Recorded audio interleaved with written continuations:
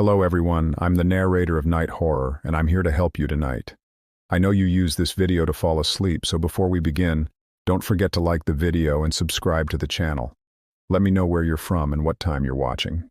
Now get comfortable, relax, and enjoy the soothing sound of rain. Salem boasts a motley crew of nightlife locales rumored to be stomping grounds for spirits, and not the kind that come in a chilled martini glass. The list includes a bevy of atypical haunts, ranging from a former Prohibition-era funeral parlor to Salem's independent movie theater to a restaurant in Salem's refurbished old jail located next to the allegedly haunted Howard Street Cemetery. Apparently, the living aren't the only things that go bump in the nightlife. Historically, Salem's watering holes were gathering places for 17th-century troublemakers, and were in essence nerve centers for spreading vital news and sanctuaries for outlawed organizations, wrote Roxy Zwicker in Haunted Pubs of New England. Certain pubs bore witness to ghastly deeds and sorrowful tragedies, Zwicker continued. Some of them became tinged with the aura of the supernatural. In Salem, taverns were the epicenter of the 1692 witch trials hysteria. Examinations of hundreds of innocents accused of witchcraft were held at local watering holes like Ingersoll's Ordinary in Danvers and Beadle's Tavern located at 65 Essex Street. Several of the accused who were eventually executed, including Ann Pruditer, Alice Parker, and Reverend George Burroughs, had their pre-trial hearings at the Salem Tavern on Essex Street, and in the case of Burroughs, they were locked in a room for days before their inquest. The pre-trial hearings of George Jacobs Sr. and his granddaughter Margaret were held at Beadle's, explained the official guide to the Salem witch trials tercentenary. Margaret confessed under duress from the authorities, and in doing so helped to convict her grandfather and George Burroughs, former minister of Salem Village. She later recanted her confession, but the men were hanged anyway. Margaret herself escaped probable execution only because she was too ill to stand trial. The Ship Tavern and Inn, located at 214 Essex Street, which is the present-day location of the Salem 5 building, housed witch trials jurors and witnesses. In the 1770s, the tavern was renamed the King's Arm Tavern, and during the Revolutionary War, it became the Sun Tavern. There was also the spectral pig sighting outside a second tavern owned by the Beadle family, located near the present-day site of Cinema Salem and St. Peter's Church. During Alice Parker's hearing, one John Westgate testified that a black hog had attacked and nearly devoured him one night just across the street from Thomas Beadle's tavern, the Witch Trials Tercentenary Guide confirmed. Because his faithful dog fled from the beast instead of attacking it, Westgate deduced that the hog was actually Alice Parker, or another specter she had sent to hurt him. For the record, taverns became a hotbed of illicit activity years after the witch trials hysteria. The strip of businesses across from the House of the Seven Gables, including Witch's Brew Cafe and In a Pig's Eye restaurant, serviced the sailors and captains visiting Salem's thriving seaport. According to Christopher Dowgan's Salem Secret Underground, Derby Street was a red-light district replete with brothels and drunken sailors. Captains had discreet tunnels into the brothels to meet up with the ladies, and a good escape route during a raid, he wrote. Also, these tunnels provided means to Shanghai sailors.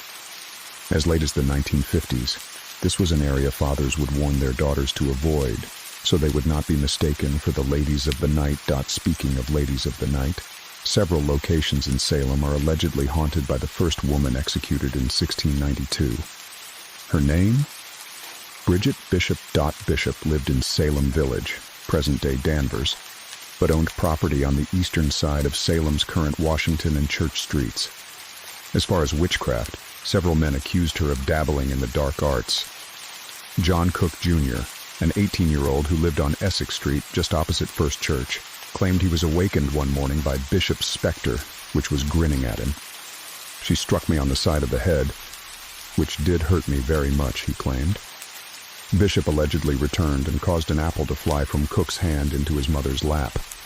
Cook's neighbor, Samuel Shattuck, testified that Bishop's lacy garb was unchristian, and when she visited the Shattuck home, their son began crying and became stupefied and devoid of reason. Born Bridget Playfer, Bishop married Samuel Wasselby and had 2 children. Her entire family, husband and children, died under mysterious circumstances. In 1664, Bishop married Thomas Oliver and had a daughter, Christian. Oliver also died, and Bishop remarried to Edward Bishop, hence her namesake. Yes, comma.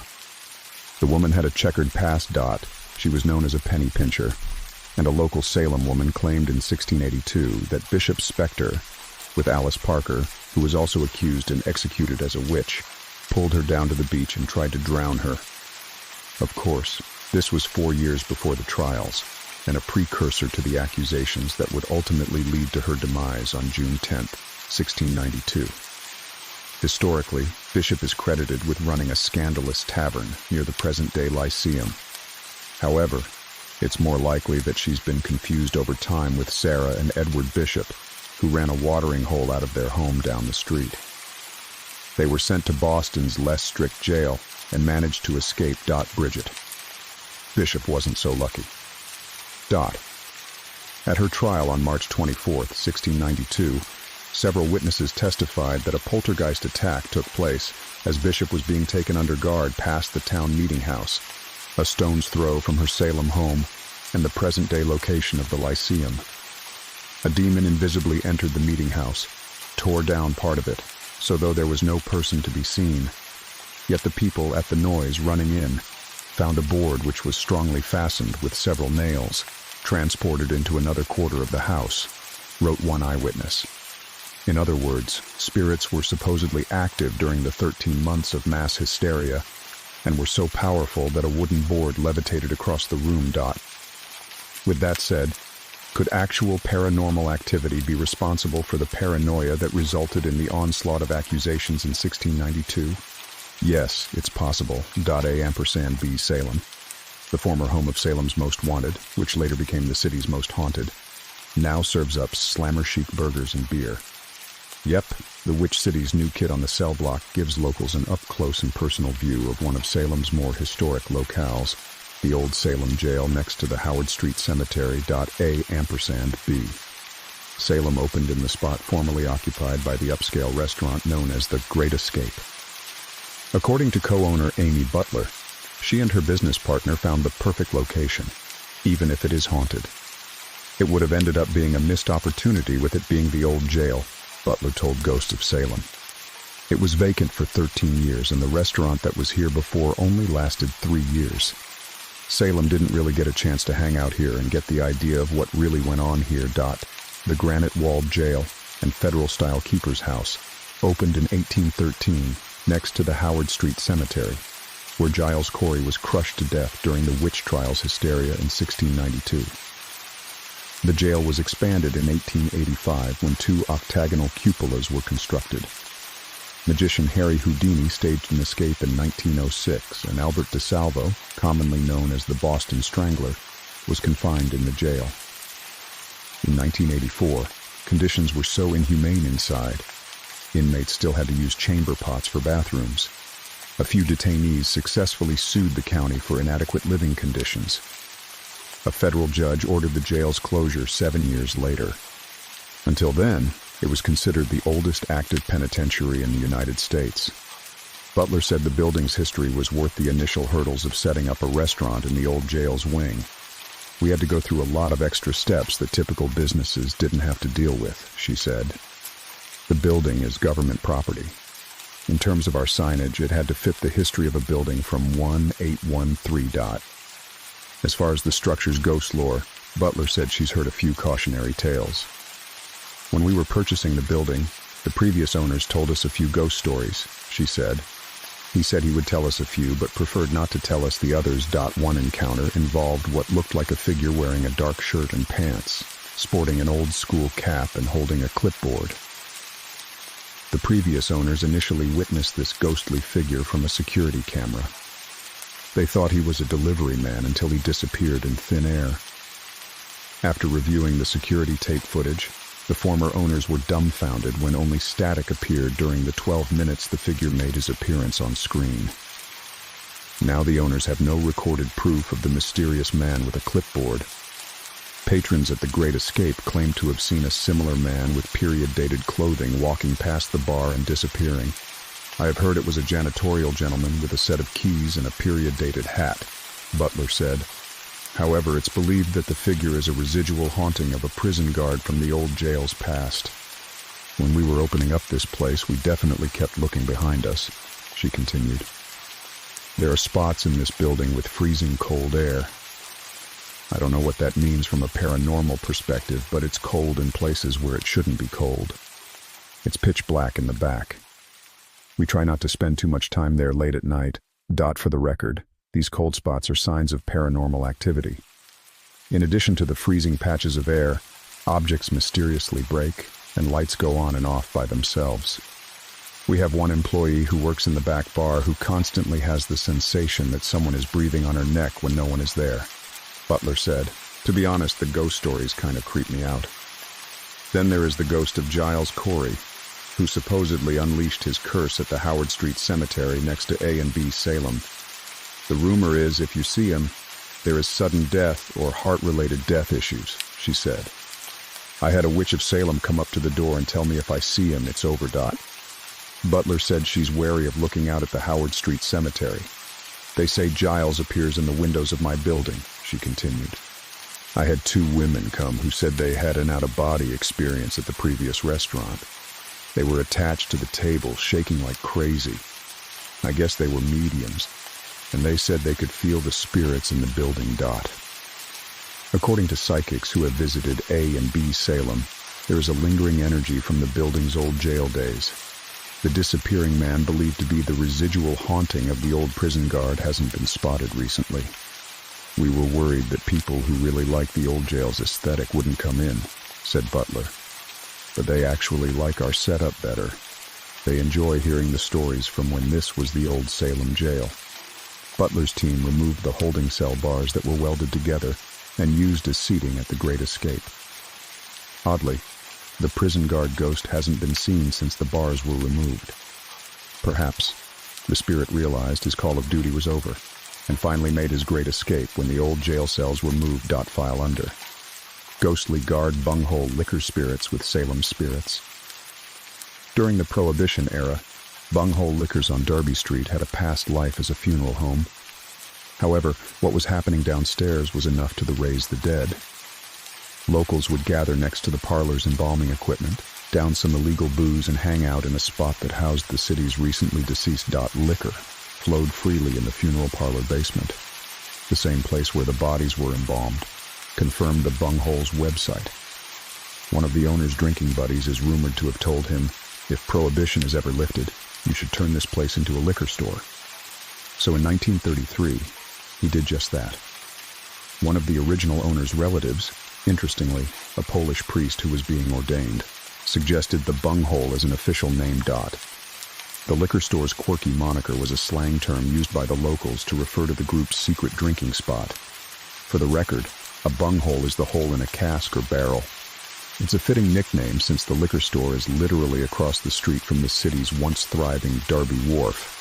Apparently, the original owner would smuggle in the illegal spirits using an underground tunnel connecting the structure to the wharf. Most of the booze was hidden in barrels. They had the second liquor license to be issued in the city after Prohibition, wrote Christopher Dowgan in Salem's Secret Underground. So the corpses moved out, the embalming tubes were buried in the walls, and the tunnels were closed. According to the bunghole's website, the ghosts from its funeral parlor past still linger in the basement. If you crept downstairs and tore down a few walls today, you'd notice the embalming tubes and no doubt a few empty flasks left behind from the ancestors of the bunghole, who occasionally haunt their old secret hangout. Brandon O'Shea, the assistant manager at Bunghole Liquors, confirmed the rumors with ghosts of Salem. This place is definitely haunted, he said. I came here, and I heard it was haunted, but I never believed it. O'Shea said a few recent encounters with the paranormal at the liquor store has challenged his lifelong skepticism. The light was off, and I was in the bathroom, he recalled. I swear to God, a cat rubbed up against me. I'm not a believer in that sort of thing, but I ran out and asked a coworker if there was a cat or dog in the building. He said, no. There was nothing there. All I know is that something touched my leg. In addition to the ghost cat, The former skeptic said a full-bodied apparition of a woman mysteriously walked throughout the shop last New Year's Eve. "We just had a big rush," O'Shea recalled. "My coworker saw this woman walk behind the wine rack and go out back. It's 2 hours later, and my other coworker bumped into a woman, but there was no one there." O'Shea said he stays away from the basement area that formerly housed Bunghole Liquor's illegal speakeasy drinking spot. "One of the cameras downstairs picked up white lights downstairs," he said. "When you're working alone, you always see weird things here. I'm telling you, I'm the last person ever to believe in this stuff. But something is her." So what rubbed up against O'Shea's leg? According to Suzanne Seville's Hidden History of Salem, a gaggle of ghost cats prowls the city at night. For the Halloween capital of the world, Salem's ghost population is surprisingly small. And furry, she mused, alluding to the feline spirit allegedly haunting the Stephen Daniels Inn. There's also an odd incident at the Witch House from 1897 involving photographer Walter Sprange. In The View presented one of the most woe-begotten, ill-shaped cats, Sprange wrote, saying a feline spirit was peering out of the open casement. In another view taken, it appears in the doorway. Apparently, Sprang captured a spectral kitty peeking out of the rear of the witch house in the late 1800s. However, he only mentioned them in his notes and never published the photos. Both Nathaniel Hawthorne and witch trials victim Giles Corey loved the four-legged felines. In the early 19th century, a legendary cat called Pompey lived in Salem. She crossed the Atlantic in the America's first yacht, Cleopatra's Barge, owned by wealthy Salemite Benjamin Crowninshield. "We found a yellow cat lying on the bed," reported one of the barge's visitors.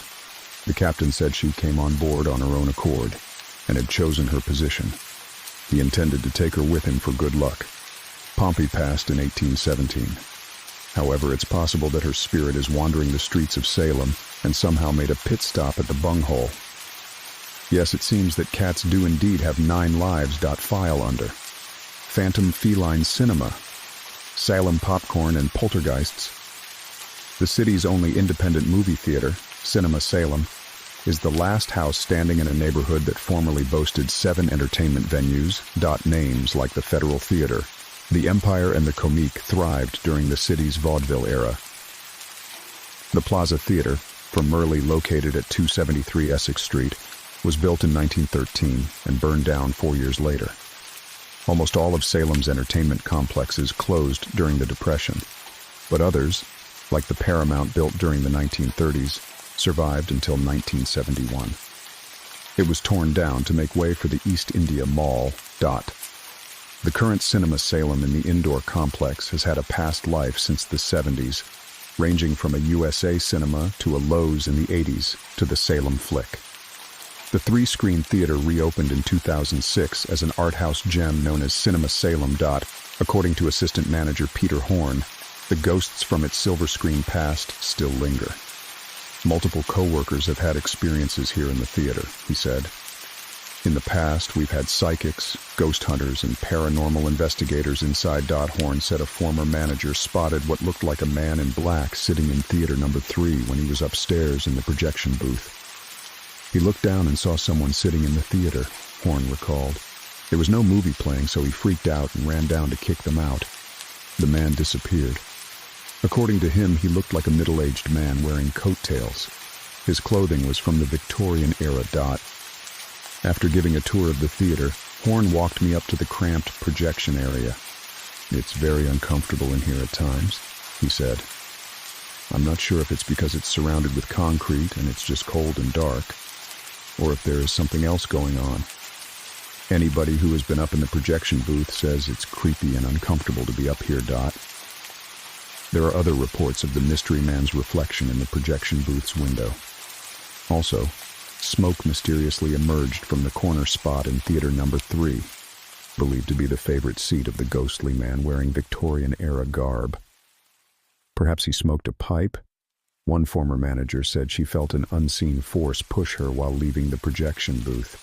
She said multiple times that she felt a force pushing her down the stairs, almost kicking her out, Horn claimed. A team of ghost hunters came in to investigate. They did their thing and said that they picked up on a guy dressed in black with coattails and who sits there watching movies. He doesn't like it when people are in the theater and leaves when it's crowded. Horn was surprised that the story he heard from his former manager oddly matched the description of the middle-aged man wearing black from the paranormal investigation team. In addition to the sightings of the gentleman's full-bodied apparition, alleged poltergeist activity has been reported involving keys and lights mysteriously turning on and off. One employee claimed that his keychain was unclipped from his belt, levitated before his eyes, and then disappeared. They found the keys hours later in a room that was securely locked. When the investigators were here, they said one spot in theater number 3 appears to be some sort of portal, he said. The former assistant manager brought her niece here. She stumbled in the theater and got scared at the exact spot where the old man has been seen. So why haunted theaters? Holly Nadler, author of Ghosts of Boston Town, believes it's the romantic aesthetic. All old and beautiful theaters look haunted, with their shadowy corridors, flickering lanterns, vaulted ceilings, and Gothic ornaments, she wrote. They also sound haunted, from the creaking of the woodwork, the rustling of old pipes, the sighs of air currents trapped inside thick stone walls. And indeed, there are some who contend that all old and beautiful theaters really are haunted. In addition to its ghost lore, the land occupied by the Cinema and Museum Place Mall has some 17th century history. It was known as Samuel Beadle's Tavern in 1692. Yep, it's the spot where John Westgate claimed he was attacked by a spectral hog sent by witch trials victim Alice Parker. Cinema Salem isn't New England's oldest theater. However, it's arguably the North Shore's most active. It's believed that the movie-loving Spectre in Black relocated from the Paramount down the street and has made a post-mortem return to reclaim the corner seat in Theater No. 3. Yes, all the world's a stage, and all of the lingering spirits are merely players. File under Creep Show Lyceum Hall. Turner's Seafood, located in Salem's historic Lyceum Hall, is believed to be the site of Bridget Bishop's apple orchard.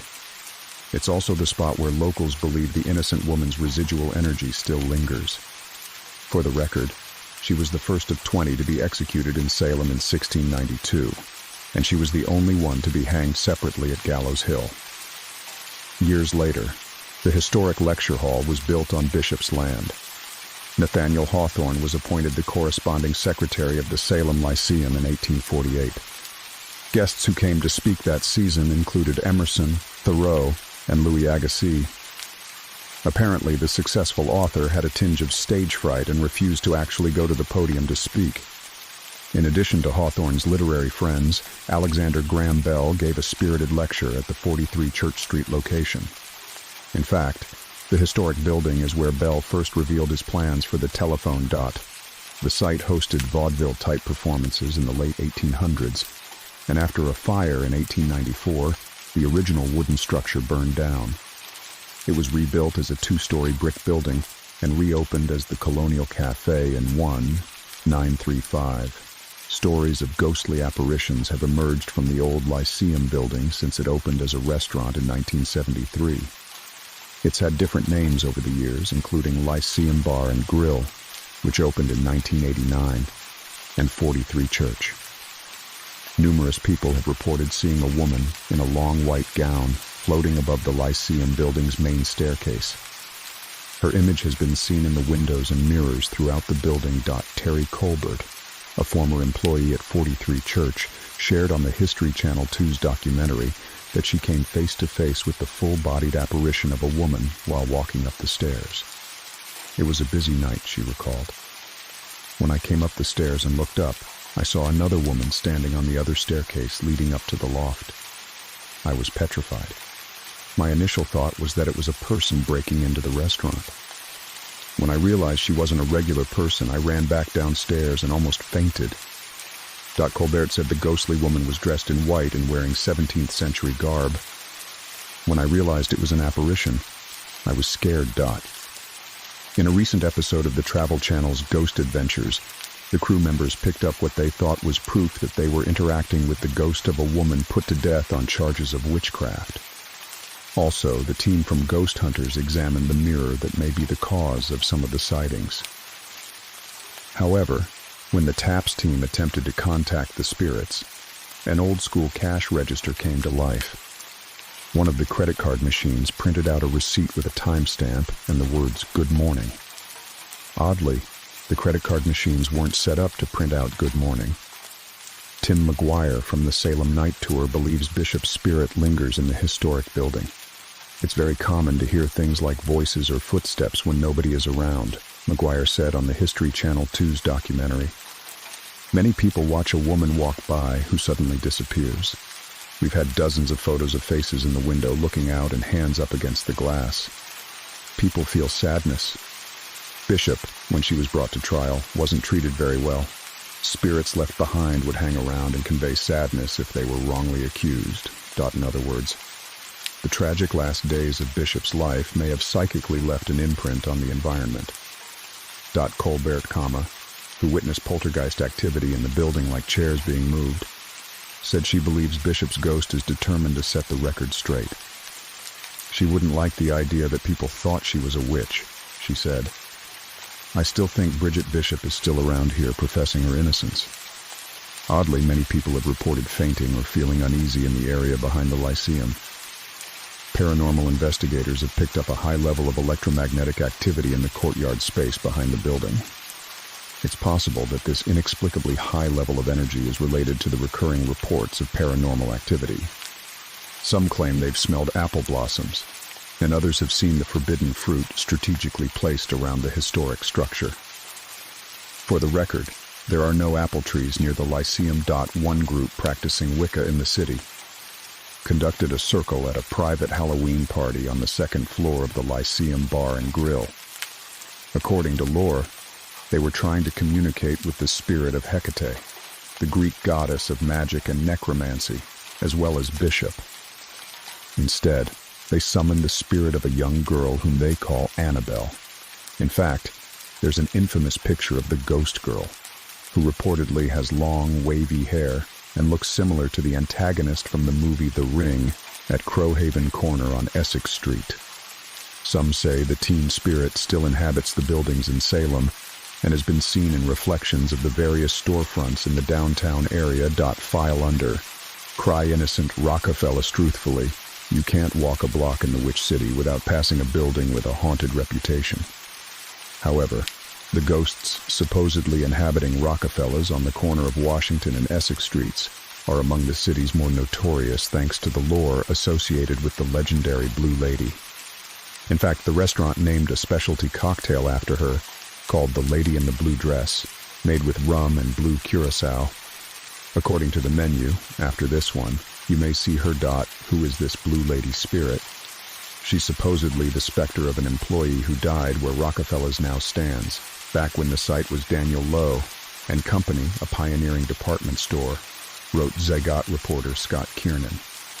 The building also functioned as a church, which may explain sightings of a black-suited minister, and had plenty other uses that add to its creepy character. According to lore, the ghostly minister committed suicide when the building was a meeting house. He's been spotted in the downstairs area and is said to be a recluse. One report claimed the spirit said, "Git, I don't want to talk to you right now," when confronted. The building's history is almost as interesting as the ghosts that allegedly linger there. Carved into the stone of a commemorative marker outside is the date 1826, which refers to Salem's first church. The church used the building's second floor for worship and rented out the ground floor for various commercial establishments. Its past included a clothing shop for ladies and a dry goods store. Daniel Lowe moved into the structure in 1874, and his jewelry and gift business flourished. Lowe's bestseller?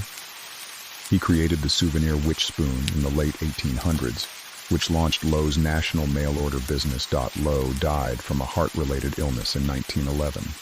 His son, Seth, continued the family legacy until 1939, when his widow took over.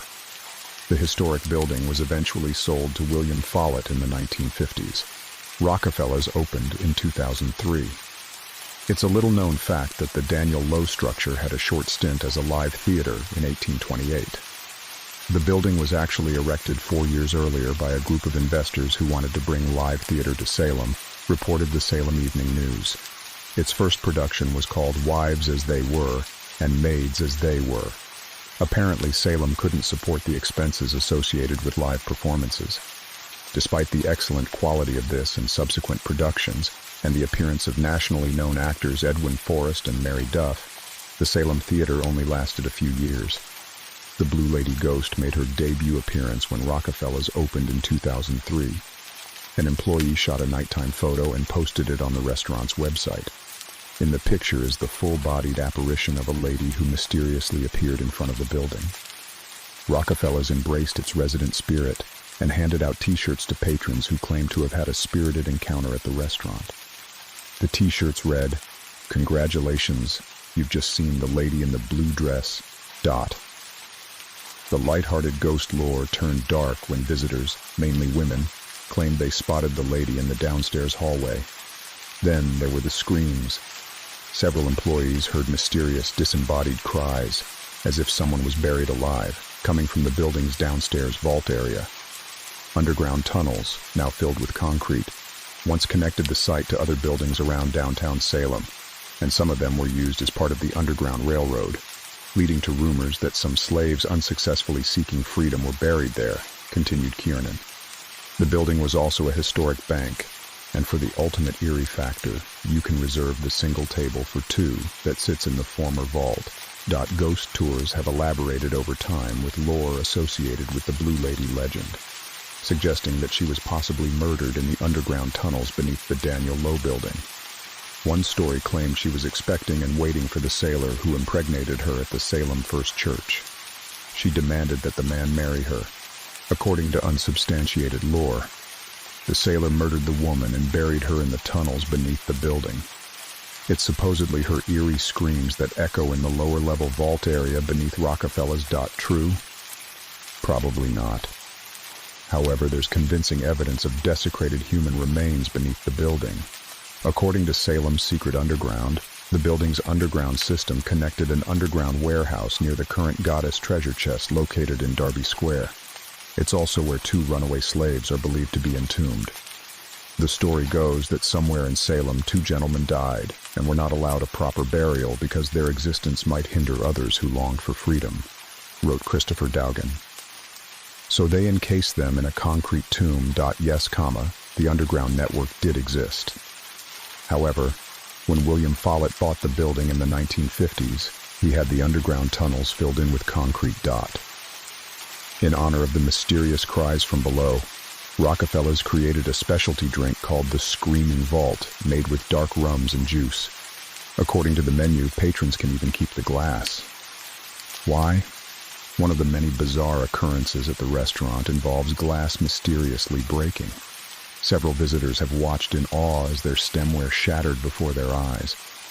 In another freaky encounter, a bartender claimed that a glass levitated from the bar's rack, bounced into the air and landed on the counter without breaking.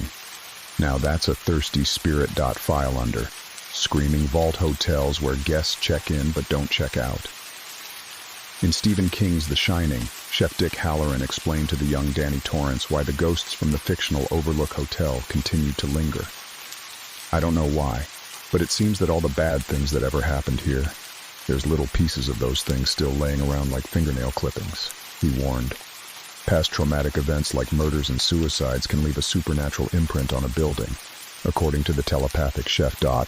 When it comes to hotels replete with paranormal residue, Salem isn't immune. The Hawthorne Hotel is built on a property that once held a building that burned down 6 times, taking many lives, wrote Christopher Dowgan on Salem's Secret Underground's blog. In its parking lot once stood the Crown and Shield Bentley House, which was featured in H.P. Lovecraft's Thing on the Doorstep. Its other parking lot is holy ground for a Jewish temple that once stood there. As far as hauntings, the Hawthorne Hotel allegedly boasts phantom hands in room 325 and a female full-bodied apparition on the 6th floor. However, when Sci-Fi's Ghost Hunters investigated reports in 2007 of strange sounds like children crying and unseen forces touching guests in the hotel, it didn't uncover anything supernatural. Yet enthusiasts continue to claim a female apparition hovers in front of room 612. Of course, the Hawthorne Hotel isn't the only overnight lodging in Salem with reported supernatural activity. The Morning Glory Bed and Breakfast, literally across the street from the House of the Seven Gables, has alleged activity in each of the 4 rooms named after witch trials victims: Elizabeth Howe, Rebecca Nurse, Sarah Good, and Bridget Bishop. Psychic mediums who have stayed in the 3rd floor Sarah Good suite claim they spotted ghost children jumping up and down on their bed. Supposedly, there are unsubstantiated reports that several kids have died in the house, which was built in the early 1800s. Oddly, psychic Denise Fix, featured in Ghosts of Cambridge, talked about a similar experience with kid spirits in her childhood home facing Salem's Wharf area. "I was 5 or 6 when it first started," she recalled. "I couldn't go to sleep at night, and my mother wanted to know why, and I told her about the kids in my room. She thought it was a nightmare, but I knew it was something else." Fix said her childhood was like a scene from Stephen King's It or The Shining. "These kids would appear, and they wanted me to go to a party," she explained. "In my head, I knew if I went to a party with them, I wasn't coming back. And then the ghost kids were like, 'If you don't go to the party, we'll get your sister to go.' So I jumped on my sister to protect her, and she woke up screaming, saying I attacked her. My family thought I was nuts. In addition to the playful ghost children, the Morning Glory, located at 22 Hardy Street, hosts a teenage girl spirit with long, wavy hair in the Bridget Bishop room. One former guest claimed on the inn's website that the full-bodied apparition of a young woman between 17 and 20 years old manifested in front of her and smiled. She was dressed in a long gown from the late 1800s, early 1900s, she wrote. It was white, trimmed in royal or dark blue. She had very light brown or dark blonde hair, pulled back off her face, but it cascaded over her shoulders. Salem's most active? The Hawthorne Hotel continues to make national haunted hotel lists, even though the team from Ghost Hunters didn't capture paranormal activity during its made-for-TV investigation.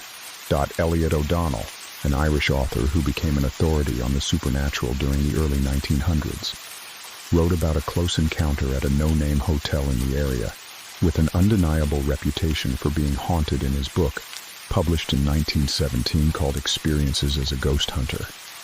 I only stayed in town 2 nights, he wrote, not citing a specific location. It was in a rather poor neighborhood and there were few visitors.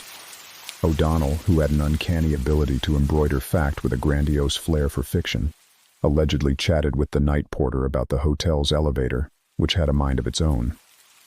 A visitor arrived here late one night and was found by the day porter dead in the lift, the porter recalled. How he died was never exactly known. It was rumored he had either committed suicide or been murdered. Since then, that elevator has taken into its head to set itself in motion at the same time every night. Haunted elevators? Yep, it's a recurring theme at a certain Salem hotel where visitors stay a few decades or so beyond checkout time. Hawthorne. Hotel history and mystery ooze from the lobby of the Hawthorne Hotel, which opened its gilded doors on July 23, 1925, amid much fanfare and excitement. Approximately 1,110 area residents and businessmen bought stock in what would become the city's Grand Dame, a 6-story, 150-room hotel on a piece of land formerly occupied by the fire-prone Franklin Building. The Hawthorne Hotel's site had a history of bad luck, which included a series of destructive fires.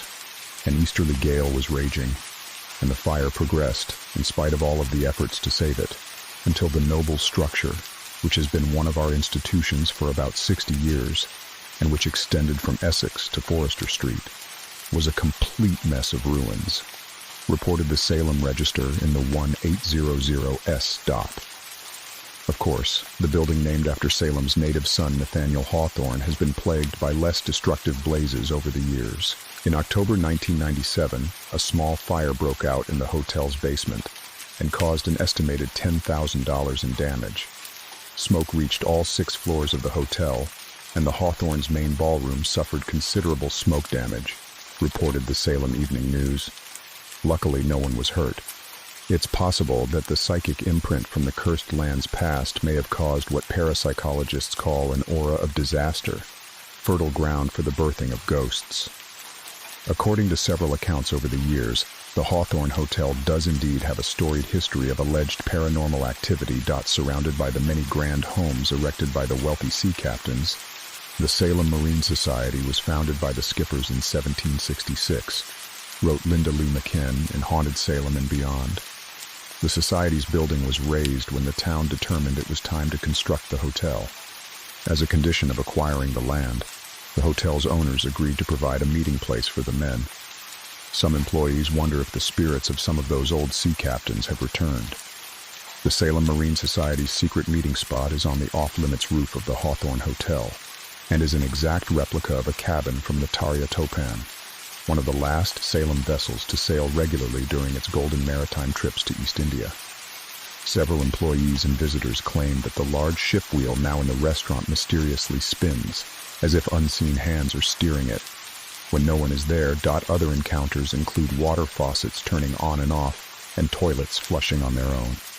There are many reports of disembodied voices echoing throughout the hotel and so-called phantom hands in the structure's allegedly most active rooms, 325 and 612. When the TV show Bewitched shot several episodes in Salem, the cast and crew used the allegedly haunted Hawthorne Hotel as their home base.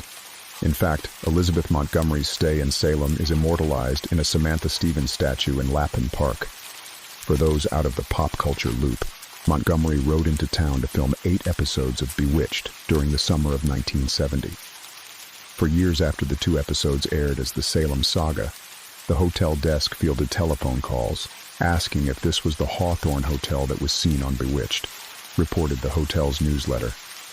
In the show, the building was known as the Hawthorne Motor Hotel. The elevator made famous during its Bewitched days apparently has a mind of its own. It's believed to be haunted by an invisible presence, and some say a ghostly woman has taken a ride with them in the elevator. The same female residual haunting has been spotted in rooms and mysteriously disappears when guests confront her. The Hawthorne Hotel's reputation as Salem's most haunted sometimes surpasses its historical significance.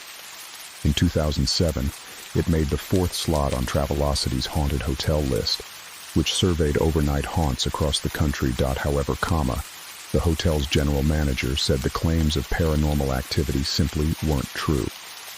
In fact, she cited an episode of Ghost Hunters shot at the hotel as proof. There's no documentation, said Julie Lederhouse in the October 24, 2011 report in the Boston Globe. People tell us they feel things, whatever, but we don't have any documentation. Of course, guests do look up haunted hotels on the internet and those things pop up. The more people cite those kinds of stories, the more they get published out there. I feel like I'm constantly putting out fires. Oddly, fire may be the psychic residue visitors claim to sense when visiting the hotel. Lederhouse reiterated that the myth, perpetuated in several books, that the hotel marks the former site of the apple orchard owned by Bridget Bishop, isn't true. As discussed in the Nightlife Haunts chapter, Bishop's property was near the current spot of the old Lyceum Hall. Investigators with Ghost Hunters told the general manager they went to the library, City Hall, and did research on the physical property and claimed nothing happened at the hotel that would cause hauntings. Seriously. The TV researchers completely overlooked the 6 fires that plagued the land's previous occupant, the Franklin Building, during the 1800s. A few years since, a brick partition wall was erected, and this saved the entire building from destruction and prevented the conflagration from spreading to an untold extent among the wooden structures in the vicinity, reported the Daily Advertiser on February 1st. 1845. John Marsicano, a regular visitor to the hotel, said the Ghost Hunters' investigation shouldn't rule out the possibility of paranormal activity. I think those guys are good and do their endeavor earnestly and are honest about it, he told the Globe. But ghosts and spirits, if they do anything, might not do it on command. Of course, Lederhouse did point out that 2 other buildings existed at the site before the hotel. Could something have happened in one of those buildings? She said. Who knows? File under Haunted Hawthorne, Salem. An inexplicable supernatural energy emanates from the high-ceilinged Victorian rooms in the Salem Inn. Besides being one of the more cozy accommodations in Salem, it's also allegedly one of its most haunted. Reports of disembodied voices, doors mysteriously opening and closing, shadow figures and phantom footsteps have been chronicled in a diary kept in the lobby's sitting room. Guests can enjoy a complimentary glass of sherry and a creepy ghost story or two at this historic hotspot. Comprised of 3 homes. The Captain West House is by far its largest and arguably most active. The federal-style mansion's namesake, Captain Nathaniel West, was married to Elizabeth Darby. The couple seemed to have it all, including money and prestige, but apparently not marital bliss. They divorced in the early 1800s after a highly publicized legal brawl. At the trial, dozens of prostitutes were gathered from the area to testify against West. Ex-wife Darby passed in 1814, and West remarried in the mid-1830s. The wealthy sea captain's brick mansion was built in 1834 on the land formerly owned by witch trials judge Jonathan Corwin. As far as hauntings, West is believed to haunt the upper floors. The full-bodied apparition of a middle-aged woman has been spotted in the building's creepy basement breakfast room. Apparently, she likes to peek out into the courtyard from a window. There are also reports of a child spirit. The staff has tales of a prankster child ghost that runs up and down the staircase and along the upstairs hallways. Doors will open and slam. Small pebbles will be tossed at the clerks working the lobby desk. Guests report items in their rooms being moved about and discovered in a new location. Reported Haunted Places Examiner website. However, room 17 seems to be the most active. Based on reports kept in the diary, guests have experienced a filmy white apparition of a woman sitting on their bed in the jacuzzi room. People in the same house have been kept awake by loud pounding and banging noises on the walls and ceilings throughout the night. There have also been reports of phantom gunshots heard in room 17. My husband was in the shower and I was in bed with my eyes closed, reported one woman in the diary. I felt someone sit on the edge of the bed beside me. Thinking it was my husband, I opened my eyes to say something, but he was still in the bathroom. It felt more like a child's weight than an adult weight. Another guest reported seeing a dark figure in a long coat and rain hat.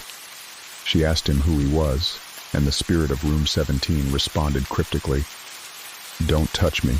The dullness rubs off." It's believed that the female apparition in the room is called Catherine. She is often recognized as a sudden cool breeze that whisks past visitors on the stairs or hallways, continued the Haunted Places Examiner. Or perhaps she is the disembodied voice one hears on a quiet night chatting to a gentleman about their child. She has been sighted in and around room 17. Ghost hunters have recorded voices when using a ghost box. Other guests report the phenomenon known as sleep paralysis, the feeling of being pinned down and frozen in bed in room 13. And others claim to see their doorknob turn, as if someone is trying to come into their room when no one is there. One family was creeped out by inexplicable noises. We are hearing noises all over the place. Footsteps, a baby crying, a scratching noise. There are bangs coming from the basement. So many things. Disembodied voices and shadow figures are common in room 40. I woke up about dawn and saw a figure standing on the balcony, reported one guest. I sat up quickly and said, "Who are you?" The figure was suddenly gone. Of course, the owner of the Salem Inn believes the ghost lore is nonsense. Please note that we have many guests who write about their visitations and experiences with the supernatural or hauntings or whatever, wrote Diane Pavich. Neither we, the owners, nor any of the staff have had such occurrences. I personally think it is the power of suggestion and the fact that these guests are visiting Salem with its fascinating history. However, employees swear the common sensation of a cold breeze whooshing by them in the lobby is the Salem Inn's house spirit Catherine. File under. Spirited in. Stephen Daniels' house, looking for a room with a boo, or would a meow suffice? Patrons at the historic Stephen Daniels house swear a phantom feline roams the inn and creeps in and out of rooms. Catherine K. Gill purchased the property in the early 60s and has been the Stephen Daniels house owner and innkeeper for over 50 years. Apparently, she doesn't suffer from cat ghost fever. In 1953, 10 years before she bought the inn, she painted a portrait of a gray tabby, wrote Sherry Revai in Haunted Massachusetts. When she moved in, she hung the portrait in the Rose Room. The same room guests tell her is haunted by a gray and black striped cat that looks just like the one in the painting. The oldest bed and breakfast in Salem was built in 1667 by Captain Stephen Daniels and served as the private residence for his descendants for over 3 decades. Daniels's great-grandson, Samuel Silsby, extended the house in 1756. Before becoming an overnight haunt, it was converted into a private, two-family residence for a few years. It remained vacant until 1945 when the Haller family transformed the structure into a restaurant and inn. Gill purchased the historic building in 1963. Herself has never heard so much as a purr, continued Revi. But her patrons assure her that she does indeed have a ghost or two, and that's okay with them. One of the more popular spirits spotted at the Stephen Daniels house is of a full-bodied apparition of a man who bears a striking resemblance to a man featured in a painting hanging in the dining room of the classic colonial structure. Gill told Revi that a guest sleeping in the great room had a visit from a man in a shiny black suit and top hat, who, from the description, looked remarkably like Stephen Daniels. According to Gill's description, the male apparition appeared to be an intelligent haunting, and is known to say welcome to the house to overnight visitors. Based on previous interviews with paranormal experts, it's common for a building's original owner to stick around a few centuries after their death. Spirits are attracted to the places they lived in, opined the late Jim McCabe, who was a noted ghost lore expert in Boston. I think what attracts ghosts up here is that you don't tear down the buildings. Adam Barry from Ghost Hunters echoed McCabe's belief. My theory is that when one person works so hard to build an empire, whether it's a city, a business, or an estate, they can still be around trying to check on what's going on and how those who are still there are running the place, Barry said. I absolutely believe that New England has tons of spirits because it was the center of everything. People were building empires, and the more energy that surrounds that kind of situation, the more likely there will be spirits lingering about. Of course, it could merely be the Stephen Daniels house's sentinel spirit. The motif of the haunted house is a deep-rooted one, perhaps having its origin in the ancient belief that each place, including dwellings, had its own genuis loci, which in Roman mythology meant the protective deity spirit of a location, but which could be the place's distinctive spirit, wrote Brian Houghton in Lore of the Ghost. The third spirit is an alleged residual haunting of a woman who replays her tragic fall down the stairs. At least one guest to the inn has seen the woman descend one of the staircases inside the house, wrote Mark Jasper in Haunted Inns of New England. It should be noted that the ghost appears none too nimble, or perhaps there have been renovations since the first time she set foot in the Daniels house, for the ghost has been known to fall down the stairs as she attempts to descend them.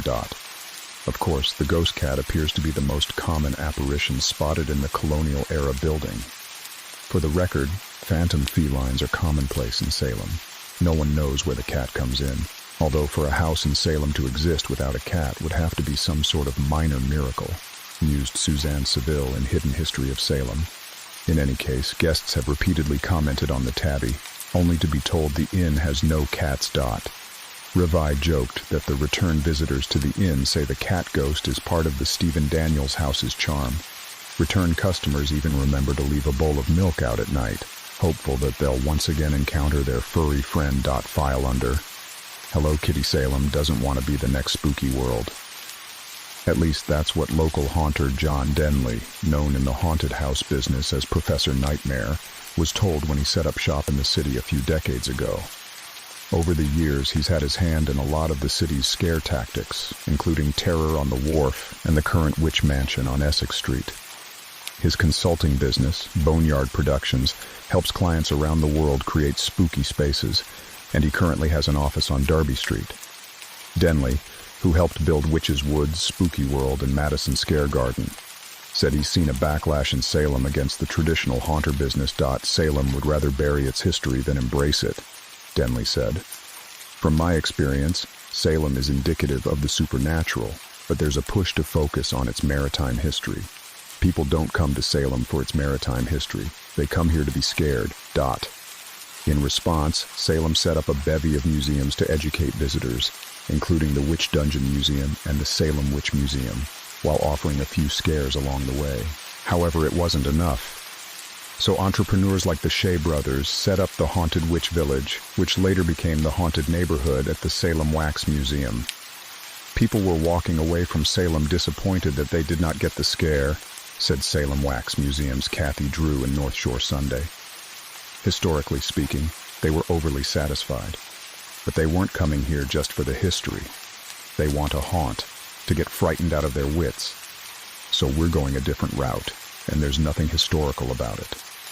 Of course, the Haunted Witch Village faced some controversy when it opened in October 1995. I recently visited Salem because the witch trials were the only thing I remembered from high school history, said a New York visitor, adding that he was confused that a town would make a tourist trade out of this horrible event.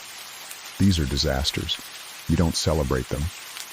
Jody Cabot, daughter of Salem's iconic witch Laurie, responded to the news.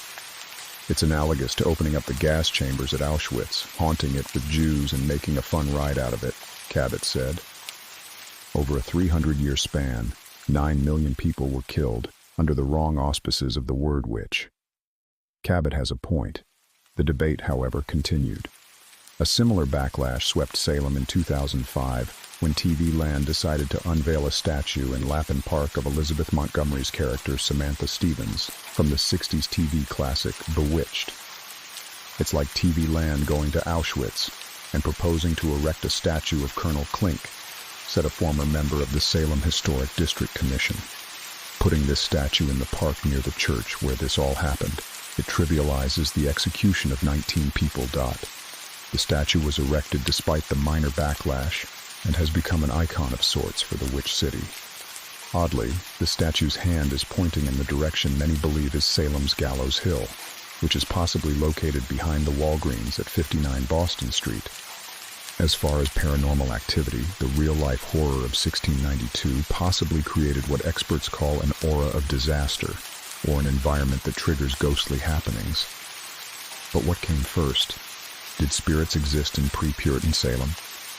The Naumkeag tribe, which was basically annihilated from a smallpox outbreak, believed the land was cursed with negative spirit energy. Spectral evidence, a form of testimony based on dreams and visions, was used by the so-called afflicted girls and up to 50 locals, which resulted in more than 100 people put in jail and nearly 200 innocents accused. Perhaps poltergeists and other supernatural entities played a role in what became a cautionary tale of the dangers of religious extremism and the importance of due process. Old Witch Jail. The original dungeon in which the accused witches were held was constructed between 1683 and 1684. The jail was 70 by 280 feet and was made of hand-hewn oak timbers and siding.